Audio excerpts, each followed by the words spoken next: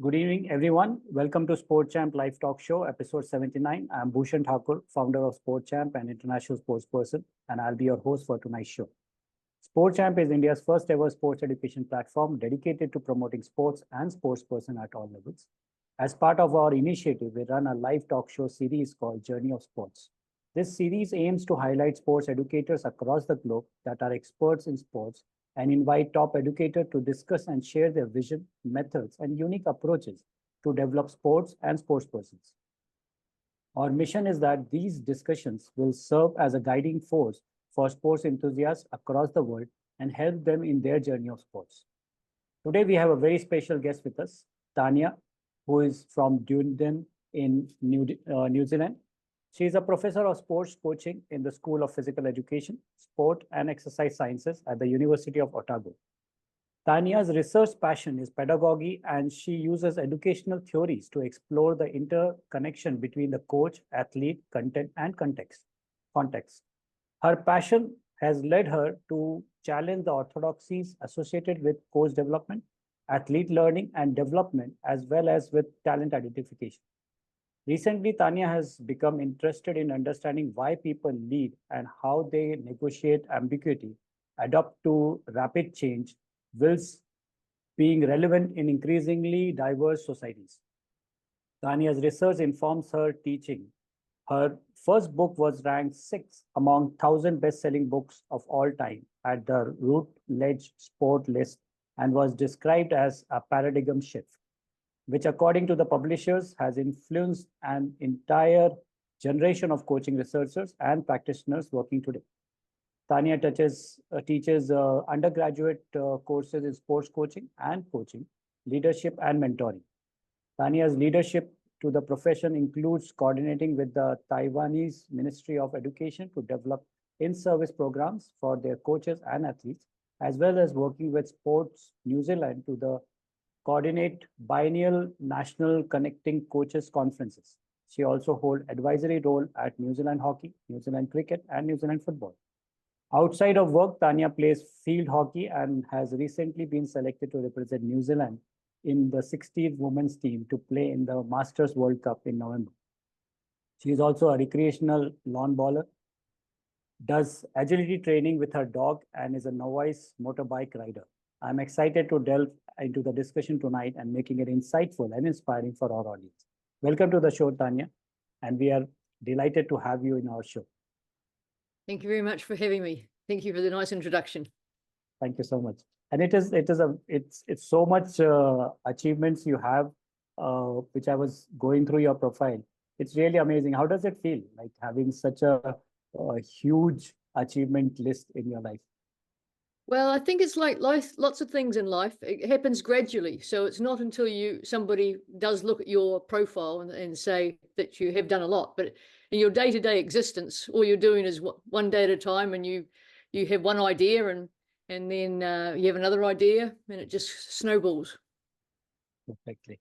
We start our show with an icebreaker question, and I will be asking you that. If you had a human body and animal head, which animal would you choose and why? Well, it was interesting thinking about that. A couple of years ago, I got myself a dog. So now I think I would have a head of a dog, and you probably ask why. And I would say that when you look at a dog's head and you look into their brain, then I think dogs live in the moment. They don't hold grudges, and they love unconditionally. Every time I come home, the dog looks so pleased to see me. And so I think, who doesn't want to be loved unreservedly? And I think I would have a dog's head. Tanya, and if I reverse this question with a human head and an animal body, which animal would you choose and why? I would have a royal albatross body. So that is like a big seagull. So they have 3-meter wingspans. And in Dunedin, where I live, we have a royal albatross colony, which is the only mainland albatross colony in the world. And because often they're on islands out in the ocean. And so when I was probably a teenager, I read a book called Jonathan Livingston's Seagull. And it was for me, quite an impactful book, but I don't quite like seagulls because they're scavenging and they're squawking. And so I think I could combine the ideas of Jonathan Livingston's seagull with the gracefulness of the albatross, who, when they fledge and leave our shores, they travel the world without touching ground for 3 to 5 years before coming back home. So for me, I was a traveller before COVID, and so I spent a lot of time overseas, but I came home. So I think I'm a royal albatross. Wow, fantastic, Champ Tania. Tell us about your background in sports. Did you play any sports or love towards any particular sports, or how did you get into sport? Yeah, well, I suppose I grew up in the 1960s, which might have seemed a long time ago to many of your viewers, but it was quite a lot simpler in those days because we didn't have formalized sport when somebody's turning 4. The kids just played in the street, and you probably didn't start playing club sport until you were maybe 9 or 10. And then I grew up in a small town of, say, 9,000 people, so you could roam a lot. And as long as you were home before dark, you came home from school, you dropped your bag, and then you went off and did things.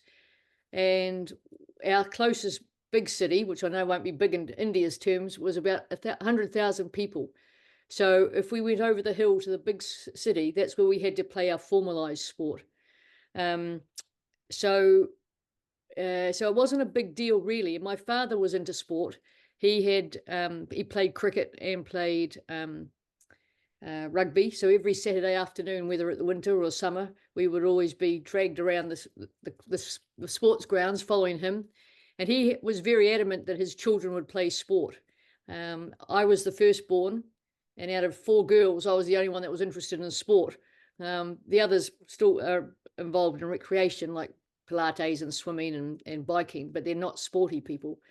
So for me, growing up in that environment where I had some freedom to play and play sport, but my parents were quite conservative. So for me, sport was my freedom. I was able to go and play sport and meet people and travel, and whereas I wasn't allowed to go partying like my friends. So sport was so I think it was, as I said, it was simpler in terms of you just played, and played turned into sport. So I suppose what sports I played, I started off playing tennis and hockey, and then basketball, and those were sort of my teenage years. And then in my 20s, I fell in love with rowing. And well, I still loved the other sports, but I was in small rural areas that didn't have tennis clubs and didn't have a basketball club. So I could row and I could play hockey. So I played hockey at representative level, but because I never trained, I was probably a bit lazy. I never trained. I never got further than representative level at the provincial level. I never got to national level. So I played hockey until I was 24, and then I went overseas and I didn't play hockey until I came back to New Zealand. And somebody asked me to play when I was 42. They said, "You used to be a winger. We need a winger." So I came back, and then 18 years later, I'm still playing hockey. So I'm actually playing more hockey as I'm older than I did when I was younger, which seems strange. That's your love, I think. That's your love. Yeah. So now I'm training. Now that I'm in the national team, I am now training.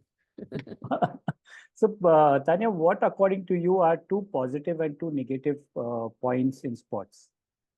Well, I think for me, I've sort of just touched on it then, I think for me, sport gives me freedom, gave me freedom to move my body in a whole range of ways that maybe in the 60s, the girls were supposed to behave in particular ways. In playing sport, I could move my body, I could run, I could jump, I could do a whole range of things. And it also gave me freedom socially. As I said, I came from quite a conservative background, and I could go on sports trips, and I had that freedom. So I think sport gives you freedom. And I think it also enables you to meet new people that have got some commonality, that i.e. their sport. But it also enabled me to travel internally within New Zealand, and more recently internationally, And so it does highlight potentially that sport does offer the opportunities to break down barriers, religious barriers, cultural barriers, sort of social barriers. You know, I've played hockey in Argentina and in South Africa, and the UK, Germany, and the commonality between all those people is their sport, even though we might not have commonalities in other things. So I think those are the two things in terms of meeting new people, the opportunities to break those barriers, and the freedom. And so what are the negative things which you thought about? These are the positives ones. Yeah. Well, I think for me, the negatives, my two negatives are sort of connected, and that's primarily associated with the professionalization of sport coming down into the junior spaces. We've had the professional model, and increasingly parents are wanting to have their children specialize early because they think that's the pathway to professional sport.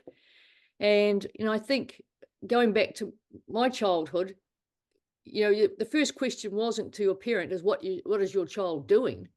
It's, you know, whereas now the children have to do ballet, or they have to do swimming, and they have to do football or whatever it is. And so there's so much more pressure on parents and then on kids to actually become, do all their fundamental motor skills. Whereas if you just let them play, you develop those fundamental motor skills. So I think that's one negative in the current climate, is there's greater formalization of junior sport, and associated with that is the cost of sport. Increasingly, it's in New Zealand anyway, it's becoming prohibitive for some families to play sport because now it's become more formalized. You have to have the right kit, you know, shirt, your boots, stick. You have to pay registration fees. You have to have travel. So I think lots of families now, you know, if they've got more than one or two children, it's expensive. So I think a lot of children are being cut out of playing sport because of the cost.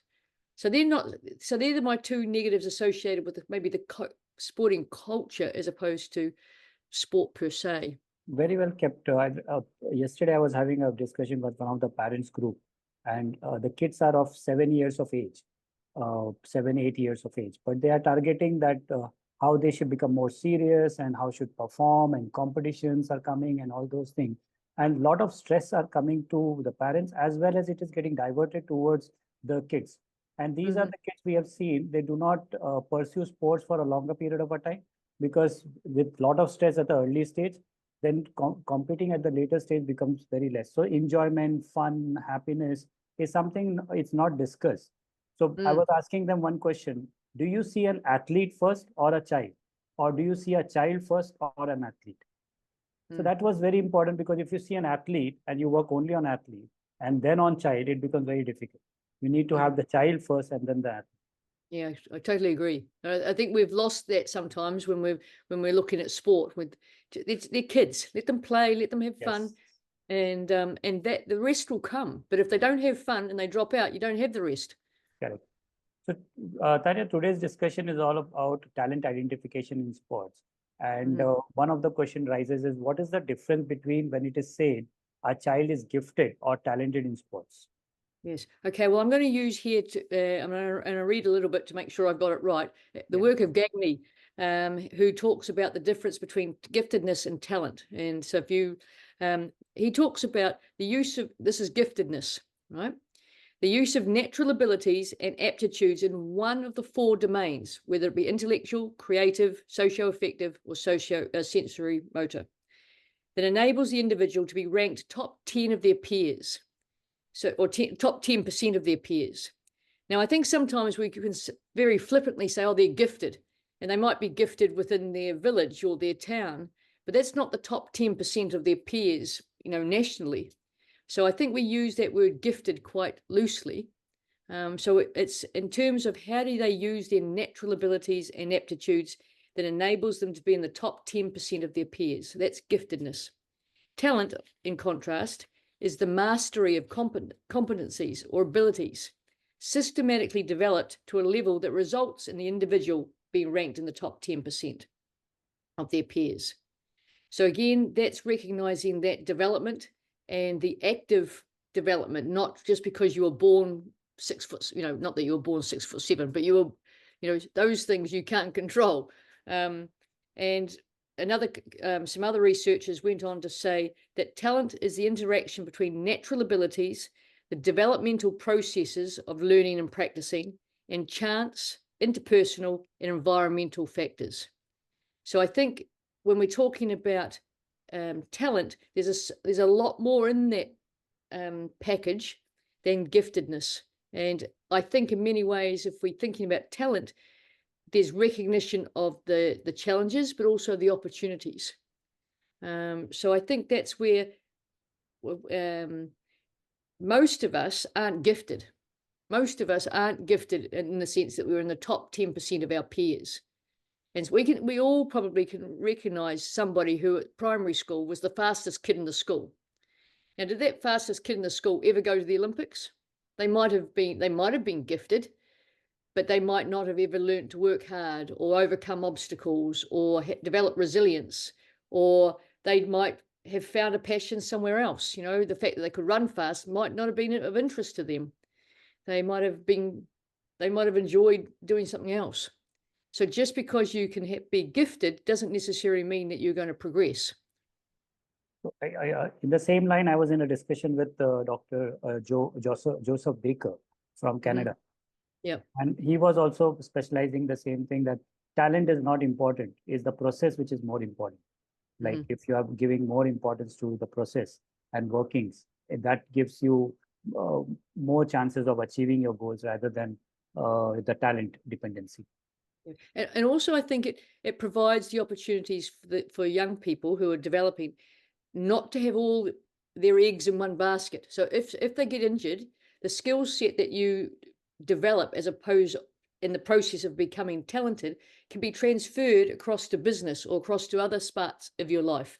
Right. So that your decision making, your problem solving, your resilience, your teamwork, all those things, your leadership, all those things that you develop as a consequence of becoming talented aren't wasted.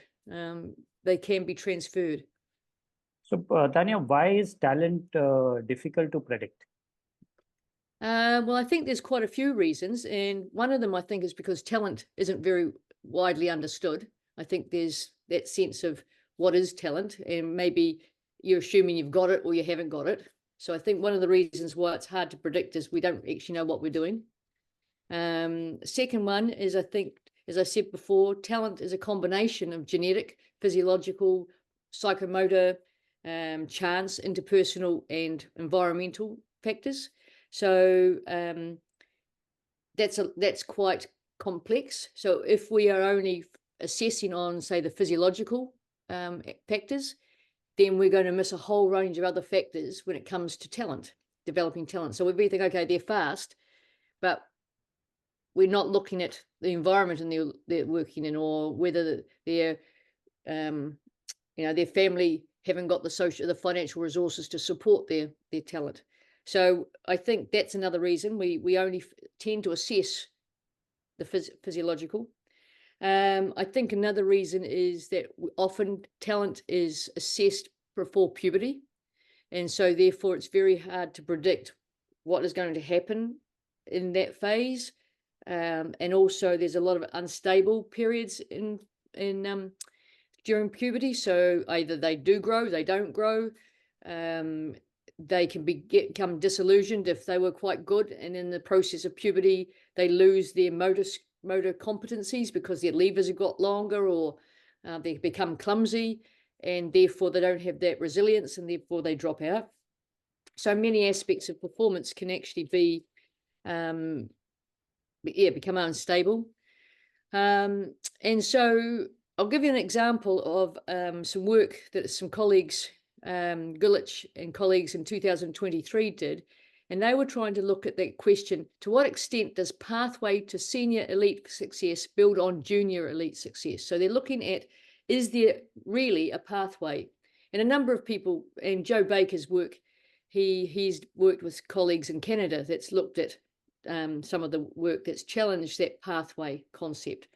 And so this specific work that I'm just going to give you an example of, they looked at 110 samples, which totaled up to be 38,383 junior athletes. So there's a lot of kids. Yeah. And 79 samples, which was 22,961 senior athletes. So they had, say, 38,000 junior athletes and nearly 23,000 senior athletes. And they looked at their trajectories, looking backwards and looking and where did they end up. So they found in their research that there were those populations of those young ones who were successful in the junior space did not correlate to those who were successful in the senior space, and those who were successful in the senior space didn't correlate with the junior space. So there was two separate populations. So their statements were: the most successful junior athletes do not achieve equivalent competition level when they are senior athletes, i.e. international competition level at junior and senior. There's very few people that go from junior World Cup champion to senior World Cup champion. And therefore, the most successful senior athletes did not achieve the same equivalent status when they were junior athletes. So they weren't a junior and then a senior. So I think that's a big sample population, and I think that's what we want to start thinking about. There isn't that linear pathway between junior world champs and senior world champs. Okay, we might get the Tiger Woods, and I'm not sure what examples there are in India, but there will be lots of examples in India, I'm sure of it, who did a whole range of sports, like yourself. You were talking to me the other day, you did a range of sports before you came back to tennis, table tennis. Correct. So yeah, and so I think we get preoccupied of trying to get the kids into the sport and expect that there'll be a nice sort of linear pathway out the other end. It doesn't work that way. The early bloomers are generally seen not reaching to the top maximum times. Those early bloomers, the early people who start performing. So they actually, at the top, at the international or the senior level, very few actually reaches till the time to keep the sustainability of all the things, whether it is mental, whether it is physical, whether it is all other areas which are important. So Tania, what are the talent identification process or models in sports? Well, I think, Well, I think one of the models that the phrases that get used a lot is long-term athlete development, and that is sort of came over to the West from the Cold War, when the Berlin Wall fell down, the communist countries opened up. A lot of East German, a lot of Chinese coaches came to the West. And maybe to India, I'm not sure. And so a lot of Western organizations thought that they had the good oil because of how successful they were in the Olympics. But a lot of the long-term athlete development models were quite linear and quite siloed, and you had to go through particular ages and stages. So that phrase, long-term athlete development, is used a lot, again, without little understanding, I think. So the assumptions of that really is that if you're winning a running race at 10, and that you're going to be winning the running race at 25. It tends to be a rather static approach to athlete development. An alternative one to look at that is what you would be calling a much more dynamic model. So it's still focusing on sort of performance indicators like physically fit, strong, fast, focused, committed, agile, all those types of things. But it adds another layer. So you want to have a desire to learn, to be a good listener, to be focused, to learn from mistakes, to be prepared, to persevere. And so the models that are becoming more dynamic recognizes both the performance and the development focuses. So if I can share a model with you that Joe may have already shared with you, I'm not sure. If I can just bear with me while I share this slide.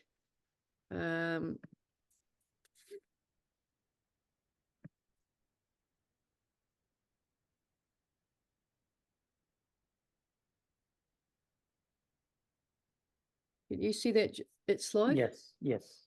Okay, so this is a model of development model of sport participation, and it was developed as a consequence of interviewing thousands of athletes who had made it, who were at the elite level, and retrospectively looked at what did they do to get there. Because you can't ask a 5-year-old what their trajectory is. You always have to work backwards. So this is this is developed over years. Did Joe talk about this? Yes, he was not specifically on this because our topic was something different. It was about Okay. the environment of sports. Okay, so what they found when they were talking to elite athletes across a range of sports, team sports and individual sports, was that the majority of them sampled. They had a range of activities from ages of 6 to 12, and they had a high amount of deliberate play, which is like pickup in the backyard. So you'd have a cricket bat, and you might have your siblings, or you might have your neighbours, and you'd just be playing. You wouldn't have a coach. You wouldn't have adults involved.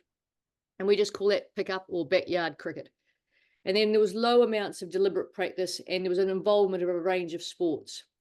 And so after that, when you got to sort of 12, 13, that's when you started to work out whether you're going to be a recreational player and you just carried on with mostly deliberate play and recreated, or were you going to start specializing? And you might maybe then have a balance between deliberate play and deliberate practice, and you might start to specialize a little bit in maybe 2 or 3 sports rather than play everything. And then at 16, often you're coming through puberty at the other end, then you might start to say, okay, I'm going to specialize and invest in another 1 sport or 2 sports. And there was more deliberate practice, and then generally those people then went on to much more of a at the elite performance. And there was those who did things like gymnastics, who tend to have a much more early specialization trajectory because of the nature of the sport.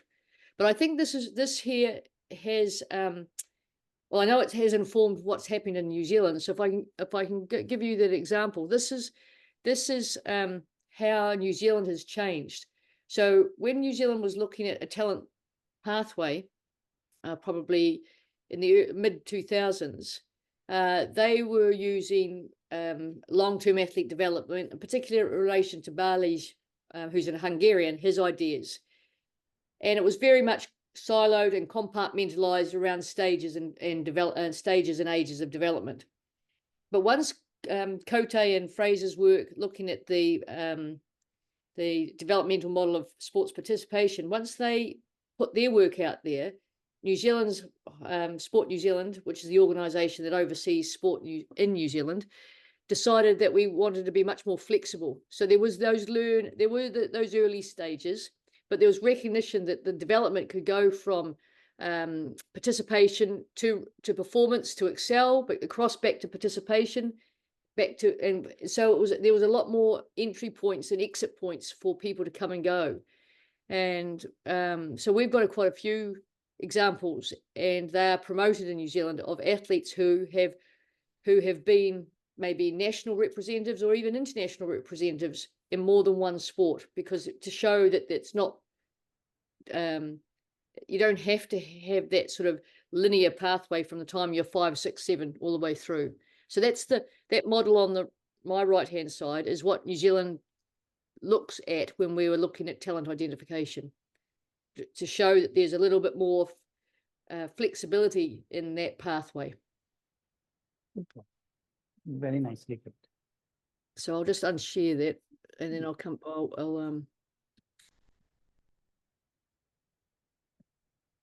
so hopefully that gives a wee bit of an insight into models. That's too much deep into it, and it is very important for the students and parents and the coaches to understand the short-term athlete development and also the long-term athlete development, and what they are targeting for the students. And that leads to my next question is, how do late developer emerge and early developer really make it to the elite ranks, which you have just touched on the topic in between? Okay, so I think the late developers emerge because they're left alone. I think if we think about stereotypically, what happens to the early developers? They get put into academies. It's very coach orientated, and they're told what to do, and they're focusing on pretty much the physiology of the movement, or the biomechanics of a movement. Whereas those late developers probably don't get the same attention. So they go away, and if they stay in the sport, they might play more pickup backyard cricket or whatever it is, and they become problem solvers, and they have resilience because they've had some knockbacks, and they yes, so they generally don't have the pressure. They can do more than one sport, so they can transfer their understanding from one sport to the other. And so I think, and there's a quote from a Croton, who talks about as I said, becoming problem solvers. They fall in love with the process of learning about the sport, and he gives the example or an analogy of a child learning a video game. Generally, children do not look up the manual. They just play, and in the process of playing, they learn about the game, and they can probably become quite good at the game. And it's the process of learning about the game. What does this do? What does this do? What can I do here? That they enjoy. If an adult told them to sit down and I'll tell you how to play this game, they wouldn't enjoy it as much. So I think that's the difference between early developers and late developers, and how late developers can actually come into their own if they're kept in the system, because they learn to become problem solvers. So Tania, what role luck plays in talent development? Okay, can I last one, and I'll just share again my screen, because it's easier for me to talk to something that's this one here.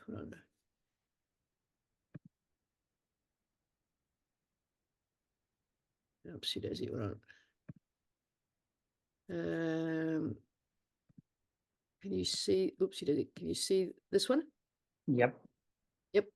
Okay, so if we're thinking about all these things, we've talked about physiology, we've talked about environment, we've talked about psychological aspects, but luck, sometimes just sheer luck has a lot to play. Where you were born, what time of the year you were born, whether you could be ideally suited to be a luge slider, but if you're born on the coast away from the mountains, you're never going to find that you're actually designed to be a luge rider.